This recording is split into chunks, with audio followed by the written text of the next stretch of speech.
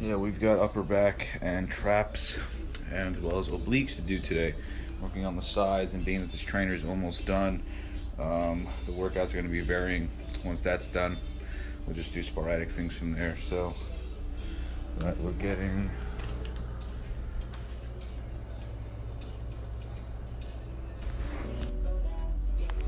foam rolling back here. Make sure to get this roller all on the back. Right up to the neck, so we get every part of the spine. Freaking mess. Alright, so as you guys have probably heard in my previous videos, we're going to be low dosing Metaform. So I'm going to actually make a series of videos low dosing Metaform on every single body part, and we're going to see how we look from A to B versus doing the volume recommended of 2, 3, 4, 5 milliliters.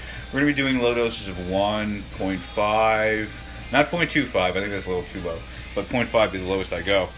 Switching body parts, doing, front delt, side delt, bicep peak, outer head bicep, inner head tricep, small muscles like that, traps, anything like that. Chest, I wouldn't really do too much volume. I could give it a shot, but I just feel once you lose more body fat, it's more noticeable. If you're like one of those heavy guys, I don't think it's really going to benefit you much. I mean, you may feel a little bit more full, but won't see so much more vascularity.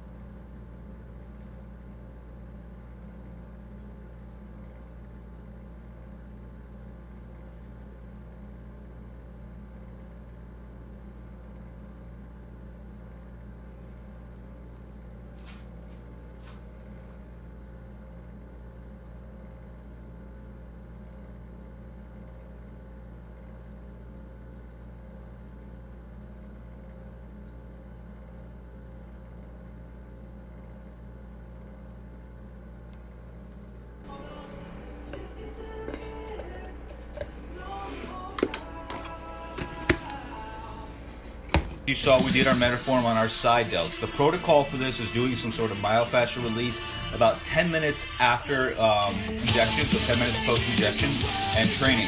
And being that we're doing upper back, the delts will be hit a little bit, so I've got my buffer here. We're going to put this all around our body pre-workout in addition to the foam rolling, so we actively have blood flow in every joint of our body, even though we're just training body part specific. So, get to it.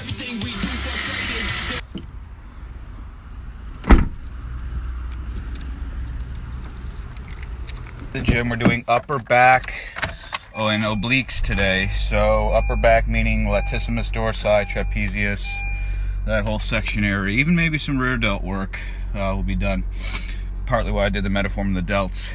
And I did 15 IU Humalog after my meal, which was 80 grams of oatmeal, and 2 scoops of whey protein with half a scoop of casein. I had that probably about an hour and a half ago, right when I got up, and it's still not digested. But and then I've got some gummy bears for my intra workout in case I need them. And we just did 1 IU of growth, and I'm going to do another 1.5 IU post workout with another 20 IUs of Humalog.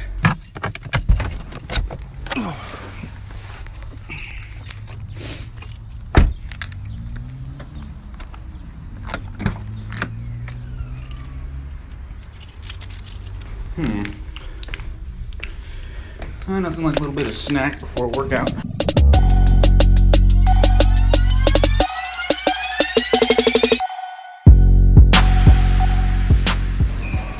Buenos dias, amigos. Okay, to start this workout, we're doing a traditional, conventional barbell row as I like doing most. As you can see here, I'm doing some also stiff-legged deadlifts to warm up the lower back, the lumbar vertebrae, and the hamstrings. As majority of this movement, I'm bending. So I want to ensure that I have everything completely aligned, no injury prone, all warmed up, all loose. So we warmed up with just the bar.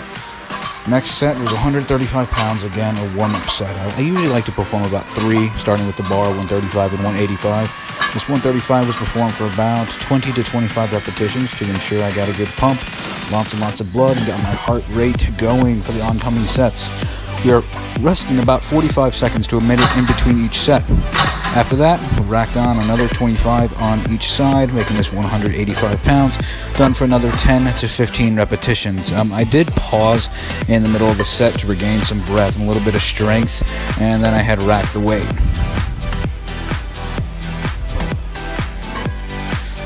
Now for our working sets, pick a weight that you can perform for about 10 to 15 repetitions to failure. For me, this equates to about 225 pounds. We will be performing about 2 sets of this to failure. After this is done, we're going to move on to 2 sets of 5. Here I have on 365 pounds. This is my heaviest set that I went. Actually, this is my first time ever going this heavy. I normally don't cap it at this weight. I went up at 315 last time. So an extra 50 pounds is definitely an improvement. Perform 2 sets of 5. Then strip off back down to the weight we originally used for 10 to 15 reps, and we are moving back to this weight for another 3 sets. Perform 3 sets of 10 to 15. Ensure that you lower the weight, contracting the lats and stretching, kind of like a pendulum row versus a shrug. A lot of people, when they tend to barbell row, they tend to stand a little bit too upright, activating more of the traps, not really engaging the lats, and feeling more bicep work, which is what we don't want. We do not want this to cross over. After 2 sets of 15 of this is done, we're going to rest about 2 to 3 minutes and perform 20 to 25 repetitions. We're resting a little bit longer, but we're doing this for the main purpose to get as many reps as possible.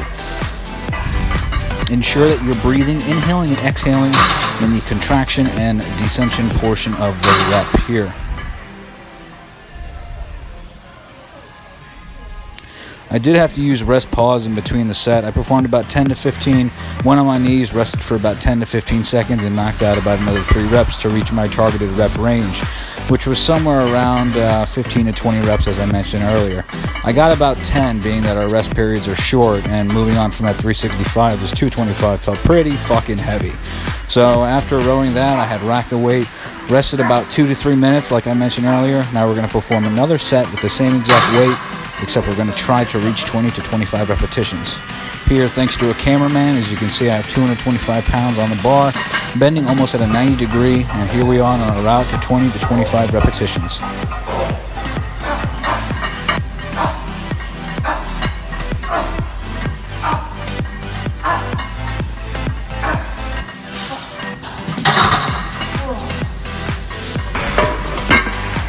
Si pa done intro workout, so moving on to our next exercise. This is a T-bar row. Being that my back had enough engagement there, I prefer to use some assistance while laying on something to avoid less stress on my back. Warmed up with 3 plates for about 8 to 10 reps. We then had stripped back down and then increased again to ensure proper pump and stability. It wasn't shown, but we moved on to our heaviest working set of 4 plates. I performed for only about 5 to 6 repetitions. Normally with this exercise, you want to keep your abdomen and chest completely laid flat on the machine. As you can see, I am shrugging up a little bit due to how heavy the weight is. Drop setting jack down to 3, 2 sets of that. drop setting that back to 2 sets of that, drop set down to 1, 2 sets of that. All right, after a brief sip of water, moving on to our next working set of 8 to 10 repetitions. Here again, 4 plates again. I performed about 8 to 10. It's about perfect form, I would say, for the most part. I felt my lats really engaged here versus the traps. After that was done, I had clipped off and went back down to 3 plates that will be shown here in the next video. God, that was death. I'm still standing. That means something's wrong. Moving on to our next rowing exercise. This is a seated cable row done without back support. I warmed up with maybe about 5 plates on the stack, just enough to get a feel for the weight and get these lats completely stretched and engaged. Performed about 10 to 15 repetitions, just a warm up, not to failure, just something so I can get a feel for the weight. We then had increased to about half the rack, and here we're performing a triple drop set. As shown in the beginning workout that you had saw, if you people screenshot this, we're performing 3 sets of 10, drop setting for another 10, and drop setting for another 10. We are having no rest in between, except for the time that it takes to unrack a portion of the stack. Take off about 25% of the weight. So if you're using 70 pounds, reduce back down between anywhere from 55 to 50 pounds. Of course, the heavier the better, means you're getting stronger, but we still want to maintain strict form. This will be done for 3 sets of 10, drop setting 10, 10, and 10, making this 30 repetitions total. If you lose count in your head, as long as you perform a triple drop set and reach given failure at each set, that is fine.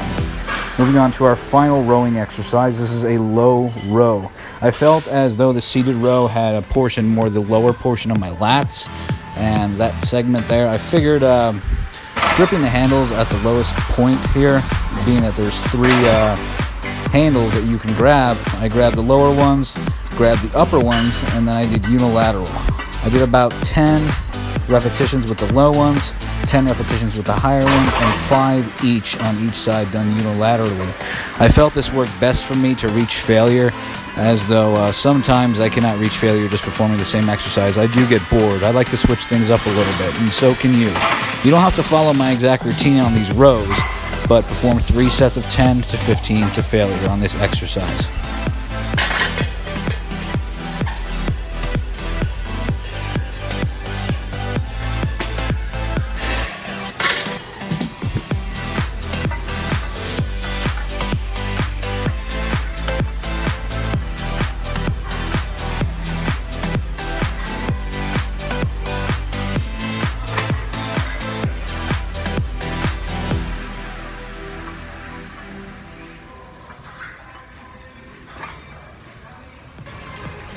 Now that the lats are completely smashed, we're moving on to the stretching portion of them. We're not going for weight here. We're not going to move as much weight as possible. We're going mainly for a stretch, getting that fascia filled up with blood and allowing the lats to expand.